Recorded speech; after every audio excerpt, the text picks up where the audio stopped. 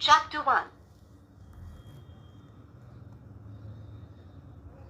कुंती पुत्र राजा युधिष्ठिर ने अनंत विजय नामक शंख बजाया। नकुल व सहदेव ने क्रमशः सुघोष और मणिपुष्पक नामक शंख बजाए। महाधनुर्धर काशीराज, महारथी शिखंडी, धृष्टद्युम्न, राजा विराट और अज्ञेय सात्विक। हे राजन, राजा द्रुपद, द्रौपदी के पुत्र और सुभद्रा पुत्र महाबाहु अभिमन्यु, सभी ने अलग अलग अपने अपने शंख बजाए। शंखों के उस भयंकर शब्द ने आकाश और पृथ्वी को भी गुंजाते हुए धृतराष्ट्र पुत्रों के हृदय विदीर्ण कर दिए। हे राजन, अब शस्त्रों के चलने की तैयारी हो ही रही थी कि उसी समय कपिध्वज पांडुपुत्र अर्जुन ने अपना धनुष उठा लिया और श्री कृष्ण से बोले।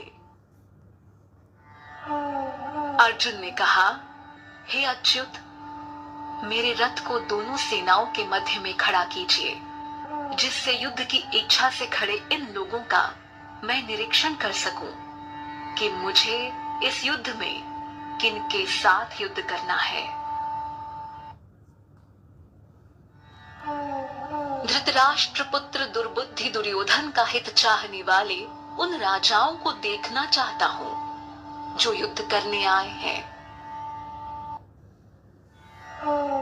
संजय ने कहा, हे भारत, अर्जुन के इस प्रकार कहने पर श्री कृष्ण ने दोनों सेनाओं के मध्य अपना रथ खड़ा कर दिया।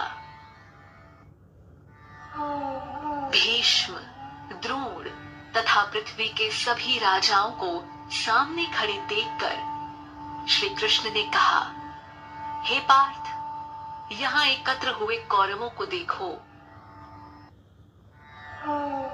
अर्जुन ने वहां उपस्थित दोनों सेनाओं में खड़े पिता के भाइयों, पितामहों, आचार्यों, मामों, भाइयों, पुत्रों, पौत्रों, मित्रों को देखा। दोनों सेनाओं में श्वसुर और शुभ चिंतकों को भी देखा। उन उपस्थित सभी बंधुओं को देखकर उनका मन करुणा से भर गया और वे शोकयुक्त होकर बोले,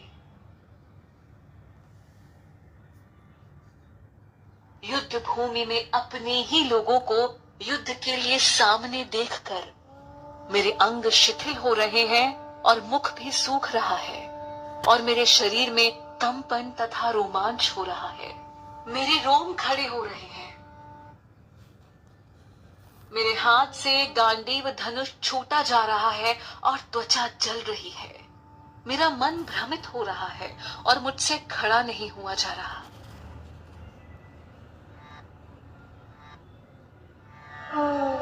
हे केशव, मैं इसमें अपशकुन देख रहा हूं और युद्ध में स्वजनों को मारकर कल्याण भी दिखाई नहीं दे रहा है।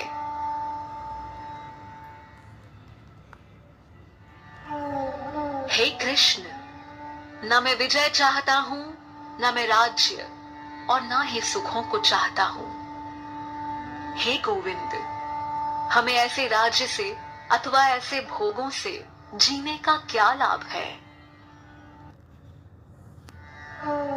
हम जिनके लिए राज्य भोग और सुख आदि की इच्छा रखते हैं, वे ही लोग धन और जीवन की आशा को त्याग कर युद्ध के लिए खड़े हैं।